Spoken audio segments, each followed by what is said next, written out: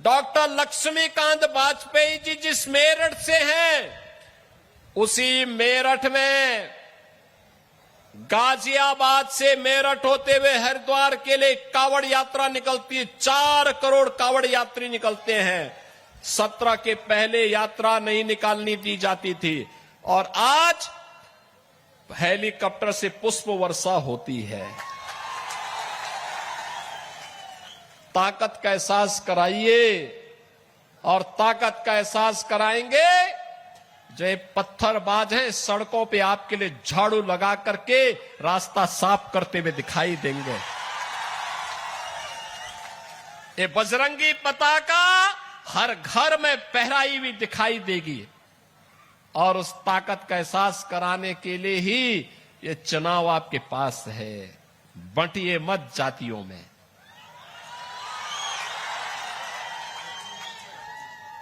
बंटिए मत जातियों में। ये जाति के नाम पर बांटने वाले लोग वही हैं जो लोग आपके नाम पर आपको जाति के नाम पर बांटेंगे, क्षेत्र के नाम पर बांटेंगे, भाषा के नाम पर बांटेंगे और जब आपके ऊपर संकट आएगा ये कोई आपके सामने नहीं खड़ा होगा, कोई भी आपके साथ खड़ा नहीं होगा। यही कांग्रेस करती आई है लगातार 1947 से।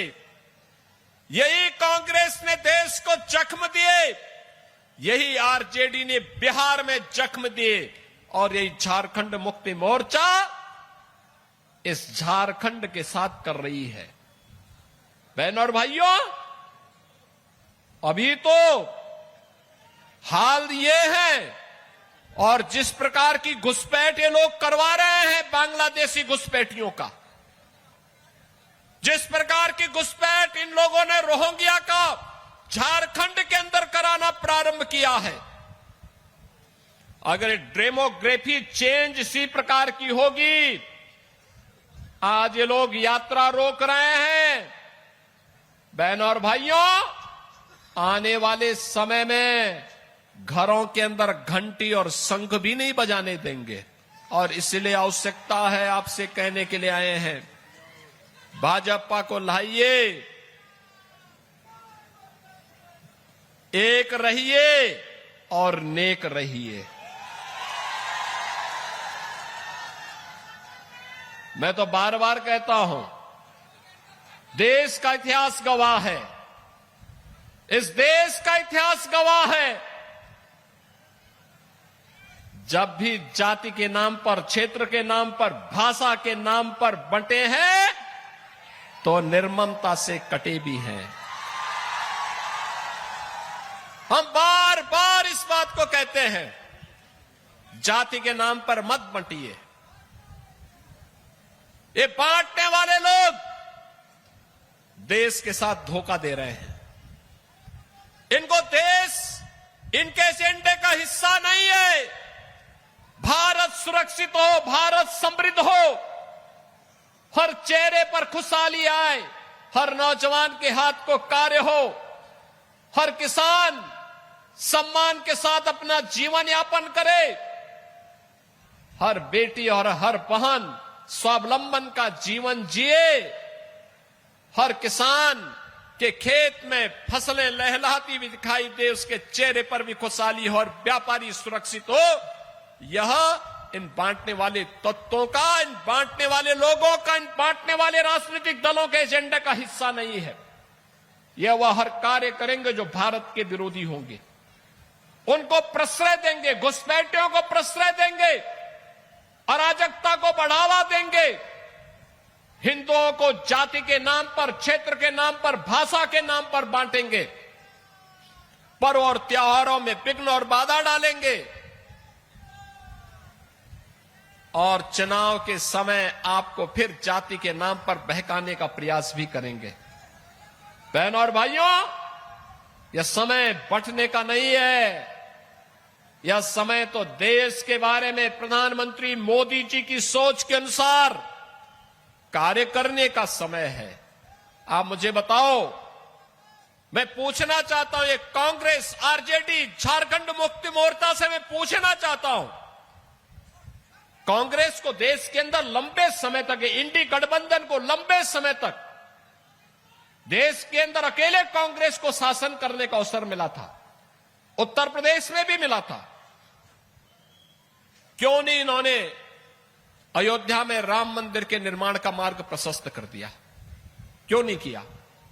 कारण है, इनके एजेंडे में अयोध्या नहीं था, हिंदुओं की आस्था नहीं थी, इनके एजेंडे में हिंदुओं की सुरक्षा नहीं थी, इनके एजेंडे में कहीं भी एक बेटी सुरक्षित हो, एक बहन सुरक्षित हो, एक व्यापारी सुरक्षित हो। इनके समय में जब भी कांग्रेस का शासन रहा है, चाहे वह दिल्ली में रहा हो और चाहे इंडी गठबंधन का झारखंड मुक्ति मोर्चा की सरकार आपके झारखंड में हो, किसान आत्महत्या कर रहा है, नौजवान प्लान कर रहा है, माफिया हर एक जगह हावी हो गए हैं, बेटी और बहन सुरक्षित नहीं है, कहीं पे बांग्लादेशी घुसपैठ हो रहा है, कहीं रोहिंग्या का घुसपैठ हो रहा है, और दुस्साहस की पराकाष्ठा तब दिखती है। सीएम योगी आदित्यनाथ क्या कुछ कह रहे थे आपने सुना, किस तरीके से उन्होंने यहां पर कड़ा प्रहार करते हुए वो नजर आए। कांग्रेस की सरकार पर भी उन्होंने प्रहार किया। चुनावी रैली को संबोधित कर रहे थे सीएम योगी आदित्यनाथ। झारखंड की चुनावी रैली में सीएम योगी आदित्यनाथ ने कई बातें बोली, कई बड़ी बातें बोली, और जिस तरीके से इस वक्त उनकी मौजूदगी है, झारखंड में चुनाव है और इससे पहले सीएम योगी आदित्यनाथ देखिए जिस तरीके से तमाम चीजों को लेकर के जिक्र करते हुए नजर आए। एक औरंगजेब ने देश को लूटा था और आलमगीर का जिक्र अब किया है, कहा है कि झारखंड को आलमगीर ने लूटा है, ये भी सीएम योगी आदित्यनाथ कहते हुए नजर आए। तो योगी का यहां पर यह संबोधन था झारखंड चुनाव को लेकर के। क्या हो रहा है झारखंड में, मैं देख रहा था, एक आलमगीर आलम थे, औरंगजेब, देश को लूटा था उसने, देश के पवित्र मंदिरों को नष्ट किया था उसने। और दूसरा, झारखंड मुक्ति मोर्चा का भी तो एक मंत्री था आलमगीर, जो यहां लूट करके जिसके घरों में नोटों की गड्डियां के गरीबों के झारखंड वासियों का पैसा, उसके घरों में कैसे नोट की गड्डियां उसके नौकरों और उसके परिवार के अन्य लोगों के घरों में किस रूप में पड़ी हुई थी। ये लूट का इससे दूसरा घटिया स्तर और दूसरा देखा नहीं जा सकता। मुख्यमंत्री को सुना आपने, जो कि झारखंड के दौरे पर है, और झारखंड में दौरे के दौरान मुख्यमंत्री ने चुनावी सभा को संबोधित करते हुए मंत्री आलमगीर का जिक्र किया और ये कहा कि ये और एक औरंगजेब था जिसने देश को लूटा और एक मंत्री आलमगीर है जिसने पूरे झारखंड को लूटा।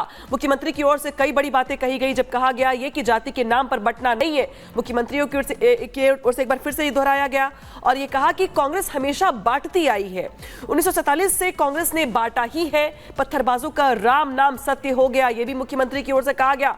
और यह भी कहा गया कि एकता की ताकत का एहसास करवाइए, एक बार फिर से मुख्यमंत्री की ओर से कहा गया। और यह भी कहा गया कि बटेंगे तो संकट कोई खड़ा नहीं होगा।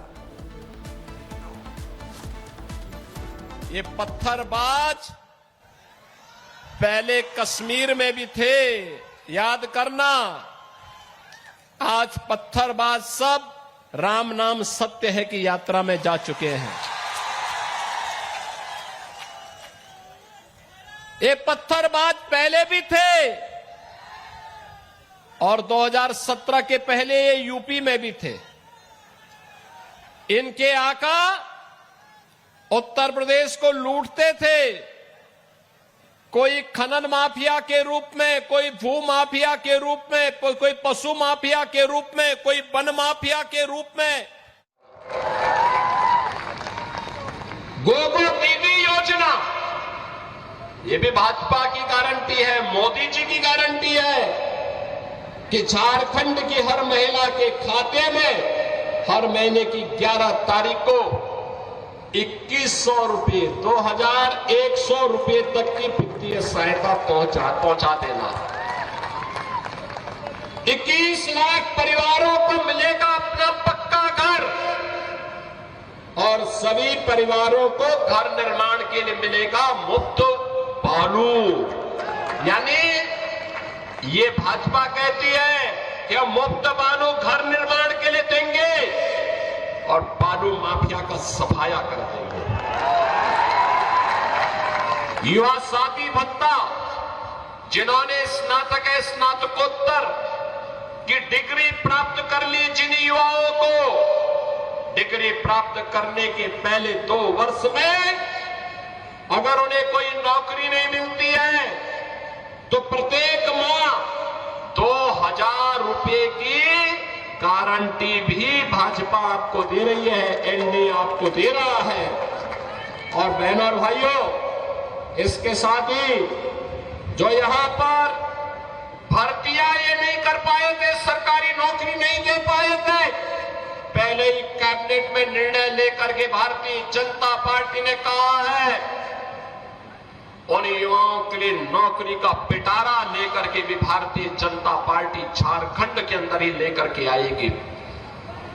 झारखंड के अंदर 5 साल में 5 लाख नौजवानों के लिए नए रोजगार उपलब्ध करवाने के कार्यक्रम को भी भारतीय जनता पार्टी आगे बढ़ाने की बात कर रही है। और इसलिए बहनों और भाइयों, आज मैं आपके बीच आया हूं आपसे कहने के लिए, भारतीय जनता पार्टी देश की सुरक्षा की गारंटी है। भारतीय जनता पार्टी देश के स्वाभिमान की गारंटी है।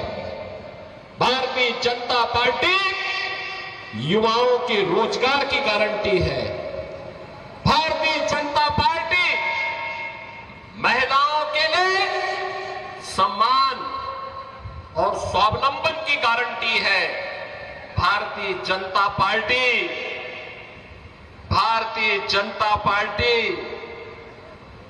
विरासत और विकास के समन्वय की गारंटी भी है। याद करिए अयोध्या से तो मैं आया हूं ना। कितने लोग अयोध्या गए हैं? आप लोग एक बार अयोध्या आइए। मैं अन्नपूर्णा देवी जी से कहूंगा, वे यूपी के अंदर चुनाव के अंदर सह-प्रभारी के रूप में विधानसभा चुनाव के अंदर काम कर रही थी। पूरे यूपी के अंदर घूमी, बहुत अच्छा काम उन्होंने किया था। और मैं आप सबसे कहूंगा, चुनाव के बाद एक बार वो आपको लेकर के अयोध्या पहुंचे। अयोध्या की गारंटी बाकी हम लोग के लिए, एक बार देखिए आप अयोध्या धाम को। बहनों और भाइयों, जब ये कांग्रेस के लोग थे ना, अयोध्या में कितनी दुर्व्यवस्था थी। बिजली नहीं मिलती थी, सड़क सिंगल लेन की थी, गंदगी रहती थी, अराजकता थी, कोई किसी को पूछता नहीं था। और राम मंदिर निर्माण न हो इसके लिए इनके द्वारा बार बार रोड़े अटकाए जाते थे। आज तो आप देख रहे होंगे, प्रधानमंत्री मोदी जी का यशस्वी नेतृत्व मिला। अयोध्या में 500 वर्षों के बाद अभी भव्य दीपोत्सव का आयोजन भी आपने देखा होगा। कितना भव्य दीपोत्सव अयोध्या में हुआ था। 500 वर्षों के बाद प्रभु रामलला अपने धाम में विराजमान हो गए। हर भारतवासी का सीना गर्व के साथ आज चढ़ा हुआ है इस बात को लेकर के कि हमारे प्रभु राम अपनी जन्मभूमि पर 500 वर्षों के बाद फिर से विराजमान हो चुके हैं। हर भारतवासी के लिए इससे ज्यादा सम्मान और क्या हो सकता है। बहनों और भाइयों, और हम लोगों ने कहा है, आज आप जाइए अयोध्या में, जिस ओर जाएंगे 4 लेन की सड़क मिलेगी और एक इंटरनेशनल एयरपोर्ट का निर्माण भी वहां हो गया है। इंटरनेशनल एयरपोर्ट का नाम महर्षि वाल्मीकि के नाम पर है।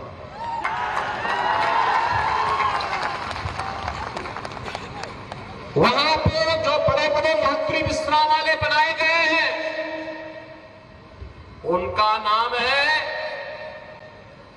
निषाद राज के नाम पर, निषाद राज गुहा के नाम पर, और जो भोजनालय वहां बन रहे हैं, जहां पे श्रद्धालुओं के लिए शुद्ध भोजन प्राप्त होता है, उनका नाम है माता सबरी के नाम पर। और याद करिए, विरासत का दूसरा उदाहरण मोदी जी ने दिया है। 15 नवंबर, 13 नवंबर को आपको वोट देना है। 15 नवंबर धरती आबा भगवान बिरसा मुंडा की पावन जयंती जनजातीय दिवस के रूप में मनाने का काम भी मोदी जी ने ही शुरू किया है। और इसलिए बहनों और भाइयों, आज हम सब आपके पास आए हैं। विरासत और विकास का समन्वय कैसे होना चाहिए, सुरक्षा और सुशासन का बेहतर समन्वय कैसे होना चाहिए, ये केवल और केवल भाजपा इसका उदाहरण प्रस्तुत कर सकती है।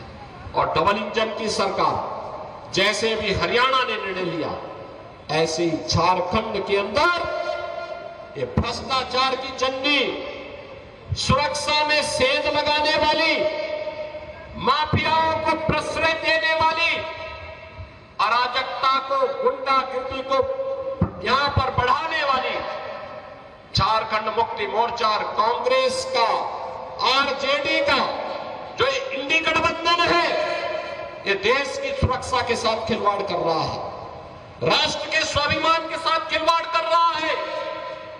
इन्हें मौका नहीं देना है वर्तमान को संवारने के लिए और भविष्य को उज्जवल बनाने के लिए आवश्यक है कि चुनाव में इनकी छुट्टी कर दो।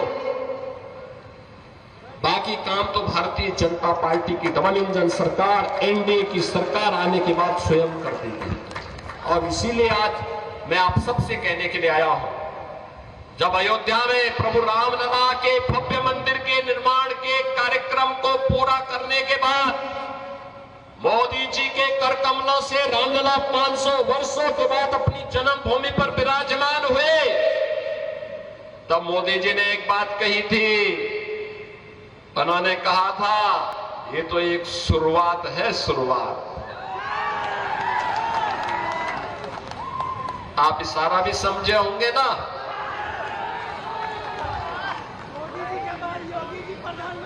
ये शुरुआत है अयोध्या में रामलला की अपने धाम में वापसी।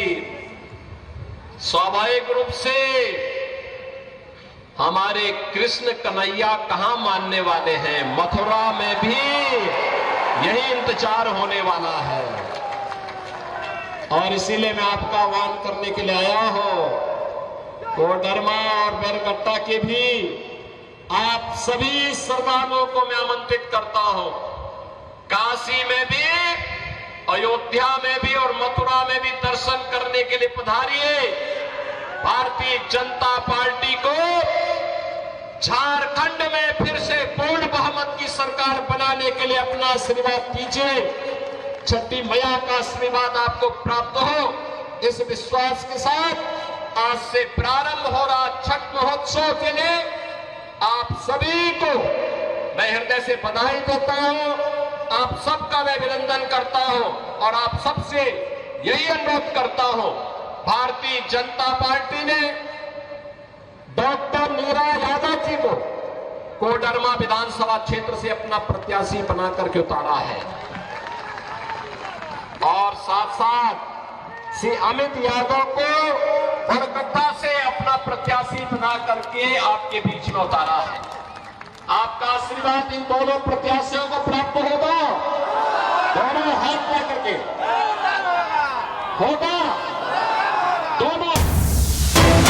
और इस बीच एक बड़ी खबर बता दें, जाति के नाम पर बंटना नहीं है। सीएम योगी आदित्यनाथ ने कहा है, कांग्रेस हमेशा बांटती आई है। ये भी सीएम योगी आदित्यनाथ ने अपने संबोधन में कहा है।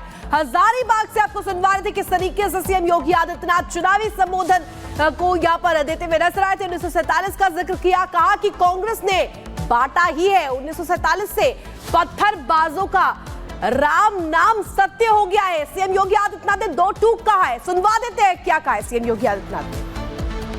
बहन और भाइयों, आने वाले समय में घरों के अंदर घंटी और शंख भी नहीं बजाने देंगे।